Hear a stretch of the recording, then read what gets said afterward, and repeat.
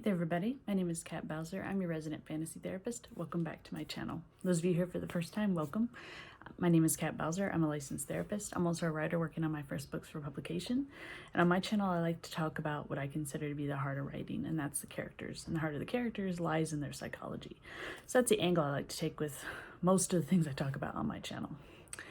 So as of right now, my first book is going to be available for sale on April 27th of next year. So I am currently doing the final edits, like before the proofread, and then it just goes to get formatted and we're all set. You can pre-order the ebook right now, or if you want to wait for a paperback, I should have pre-orders for that, I think around February, give or take, we'll see. But anyway, I wanted to talk about today some of the things that I have learned while writing this first book. I mean, I've written my entire life. Like I always tell people, I started writing before I knew how to write.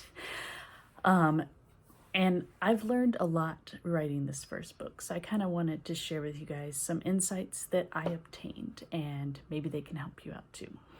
So first and foremost thing I learned is what idea to start with. So basically, writers in general usually have a lot of ideas, and if you guys have been with me since the start of my channel, I started out talking about my book series Coexist, which I'm still doing. I'm hoping that'll be out in 2023, hopefully. But as I went about starting to write it and plan it and all that stuff, I realized I wasn't quite ready to tackle it yet, not for my first book. And I still think that was a good decision of mine, as much as it pained me to put it on the back burner. Because Coexist has multiple points of view. It's very in-depth. It's gonna be probably, honestly, about 6 books, give or take. So I started out instead with one of my other ideas, which is my Snow White retelling. And it is a one-shot story, but it can be read within what I'm calling my series, my Fairy Stories Renaissance series, which is a bunch of fairy tale retellings, but you can read them in any order. So that was the first thing I kind of figured out is, okay, start with a simpler story until you figure out what you're doing. So that's the first thing I learned. Second thing I learned is, for me, I absolutely have to have a writing schedule. I love writing. I mean, I write every day. If I don't write every day, it feels weird.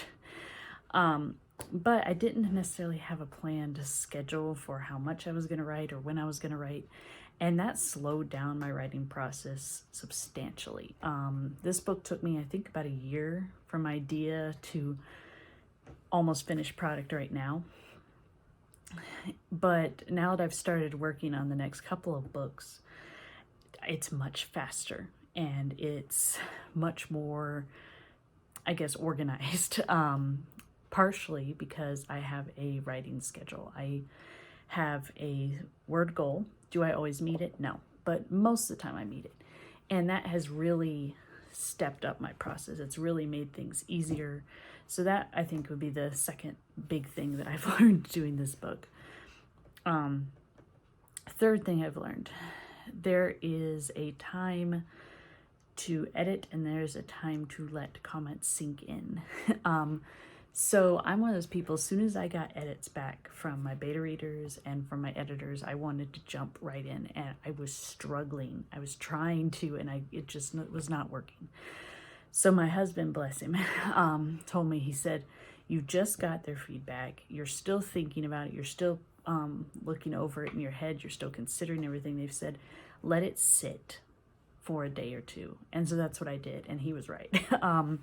Once I had time to kind of let their comments sink in, I think it took about a day, maybe day and a half, before I started to actually apply the edits. And it was very, very helpful. Because when you first read it, edits are extremely helpful, but they also challenge your perception of your own work because everything is super clear in your head. And I think that's one thing writers have to realize when they're doing edits is you see this whole story because it's all in here for you. Your reader does not. Your reader does not see the things that you see. So when you start to look at the edits that your editor or your beta readers or your two partners have given back to you, a lot of them you'll look at them like, well, this is very, very clear. Obviously not.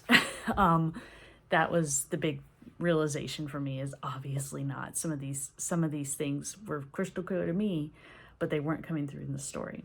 But I needed some time to kind of digest that. Let's see, next thing.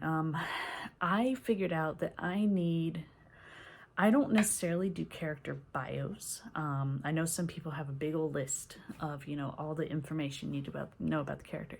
I don't use those, but I have discovered that what I do need is I need a list of the most important aspects of the character. What do they look like? What is their goals? What is their strengths? What is their weaknesses? So that's what's on my character bios now. So actually for the books that I'm writing right now, I actually have a character bio for the main characters that lists just that. What is their goal? What is their strength? What is their weakness? Because in my first book, what I found was in the first part, I wasn't putting a lot of the character's weakness in there. Even though it was in my head, I wasn't putting it on paper. It showed up a lot in the second half. And so when I went back and I did my edits, one of the things I did was applying those flaws and putting them more in the first part so they were more obvious. But I realized the issue was that I wasn't thinking about those flaws. So now I put that in my character bio, so I have them to reference, like, okay, here is a flaw this character has. Let me make sure I reference it, even if it's in little sections, every so often. So that has helped a lot. Let's see. Other things that I have learned. I think the main thing is time frame.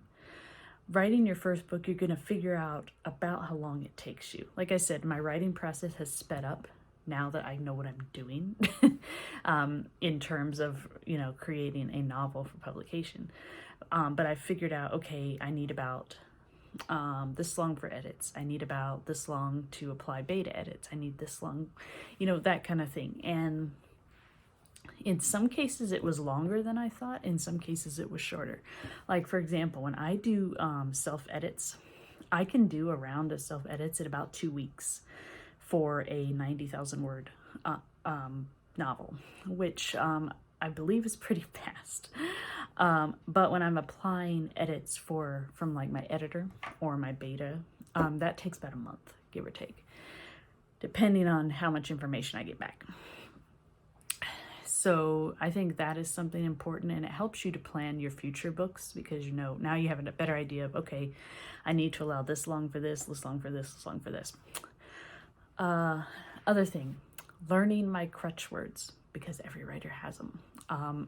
I'd heard this term thrown about and I knew what it meant, but I didn't completely realize what mine were. And that's actually one thing that a beta and an editor are excellent for, is they point out, hey, you use this term a lot, use this word a lot. For me, just a little bit are some of my crutch words.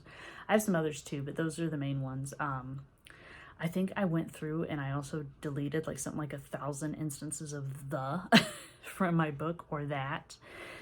And it's not that the story sounds bad with them in it, but it sounds better with them out. The other thing is I learned what process works for me at eliminating them. Some people will say, just put the word into your search function and then just delete them all. No, don't do that. Please don't do that.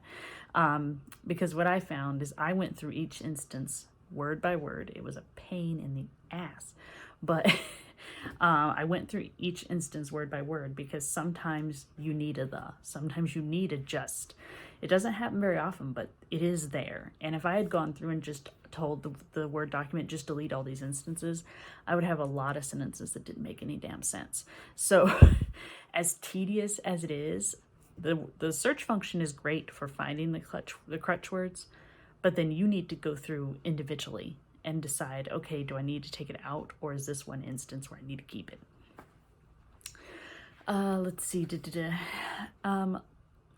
I don't want this video to go too long. I will do another video about my writing process in general. That's why I'm not going over it in depth in this video. But I would say the other thing I have learned writing this book is, one, how damn fun it is. It really is fun. I mean, it's a lot of work.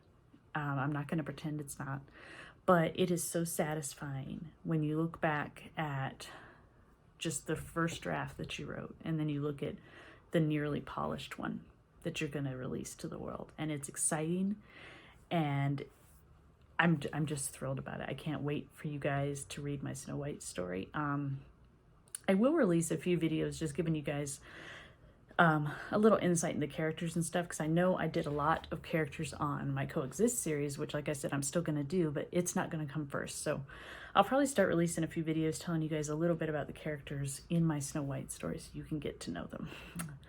So those are just a few things I learned doing my first book. What are some things you've learned? Or if you're writing your first book, what are things you have learned as you go?